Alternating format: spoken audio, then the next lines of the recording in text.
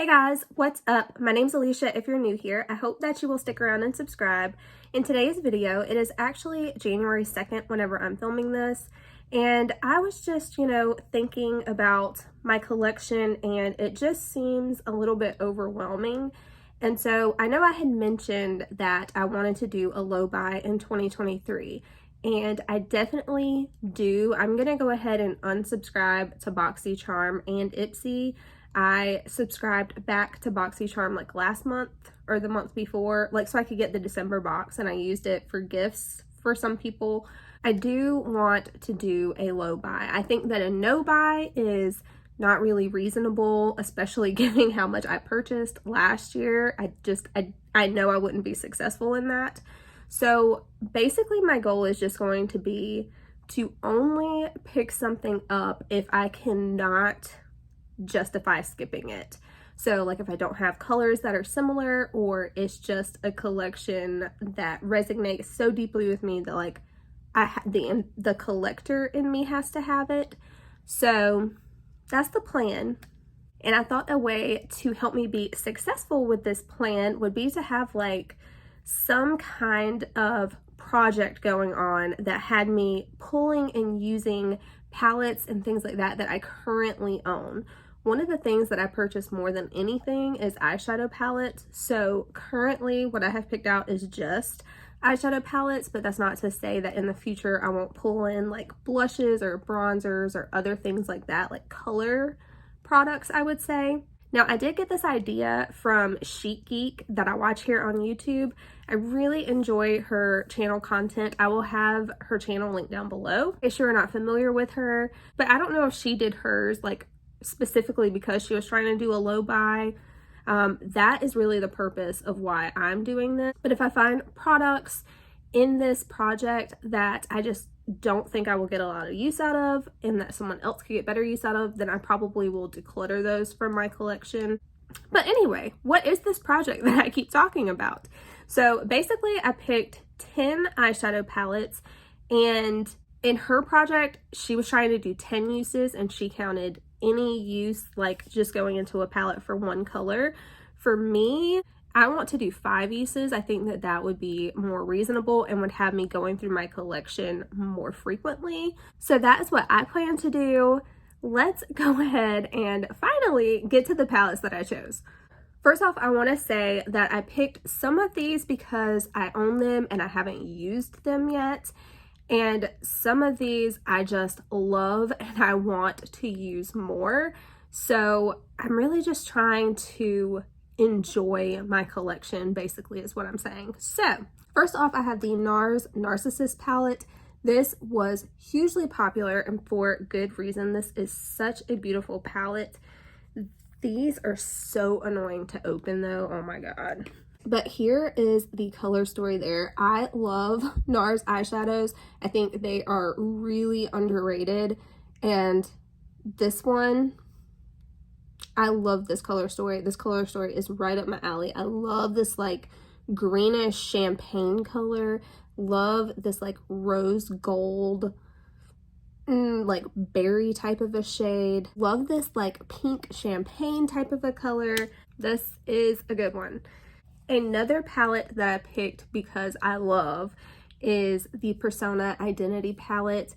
This is her old packaging. This is like the OG packaging here, but this palette was specifically like designed for people with brown eyes. And I will say every look I have done with this palette, I have loved. Like, I think it qualified as like a wedding status eye look, just very smooth and just like pretty.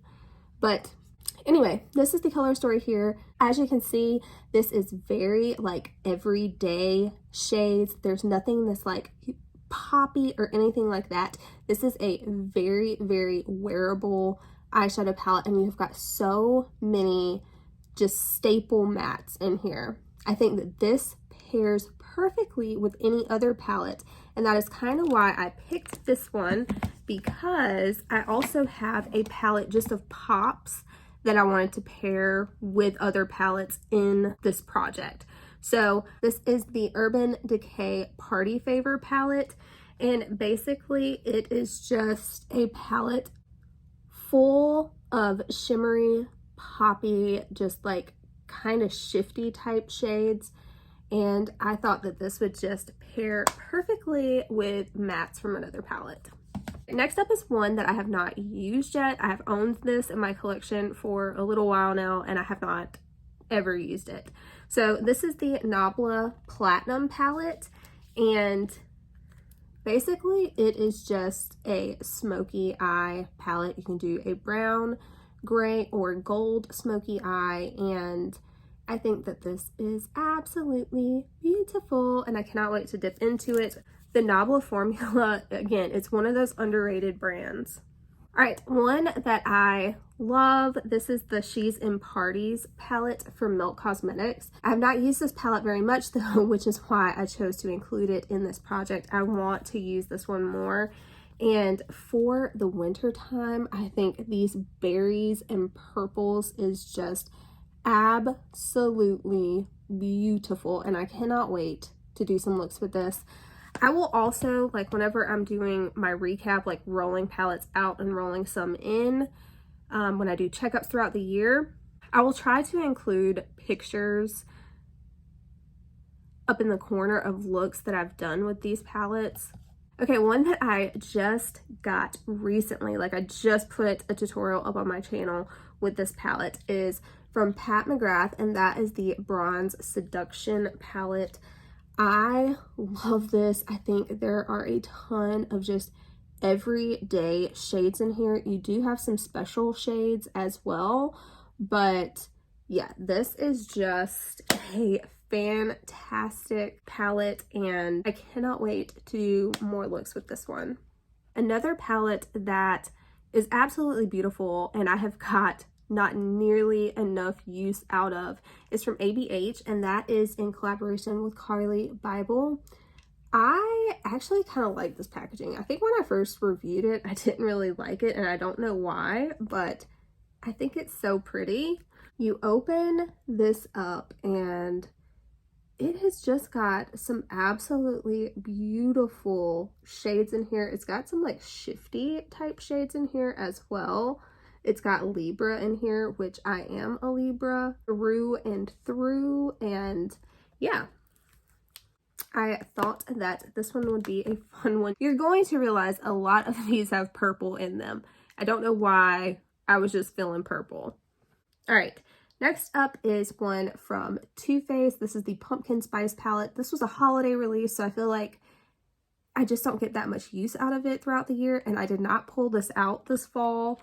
I really do like the color story. I really love this like lavender shimmer purple here. I also like this icy pink one. I think it is so pretty. It's got a lot of like kind of more interesting mattes in here. I love this peachy shade, and then this is like a funky orange shade. It's kind of a unique shade, but I think paired with these, it can be toned down and really look nice on your eye. I just thought this one would be fun to play around with. All right, I feel like I can never use my Marc Jacobs palettes because you can't get them anymore, and so if you don't have them, it's not like I can be like, oh yeah, I highly recommend it, because you can't get it. But they are some of my very, very favorite eyeshadows, and I thought that this would be a way for me to always have one like in rotation going, because I do have quite a bit of them. So this one is the Editorial, and I mean, is this not freaking fall? I love this like taupey with like a green undertone shade here mixed with like this green and the black. And then over here, this is like a light, like gold champagne shade, but it has got some sparkle and like a greenish type of a shift to that as well. I think it is so nice. The colors in these go together perfectly. They always, any look I have ever used with a palette like this has looked beautiful. So basically this is me justifying using this palette on my channel. If you have similar shades, you can pull into those, but I really do think Marc Jacobs eyeshadows are just special and they need to come back out with them. Like, I really don't know what they're doing. All right, and then last up is a super expensive palette actually that I bought and I have looked at and I have loved looking at it, but I have never used. So I know there are a few different options that this one comes in, and I got the After Hours one.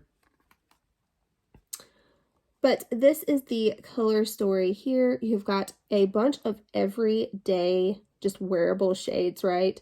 And then you have got a few pops of color, and really, I mean, just these two.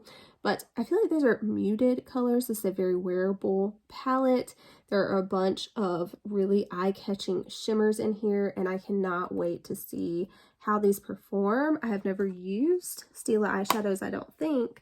But yeah, this palette was pricey and I haven't used it, so I figured I needed to. All right, guys, but that is it. I hope you guys are interested in this project. I think it's going to be super fun. I love like seeing different looks with palettes and hearing people review the palettes and like how they perform and stuff like that. I always find those videos super interesting. So I hope that you guys are pumped for this. The idea is to do a few check-ins throughout the year, roll in old ones, bring in new ones, and that is my plan. So I hope you guys have a good day or night wherever you are, and I'll see you in my next one. Bye, guys.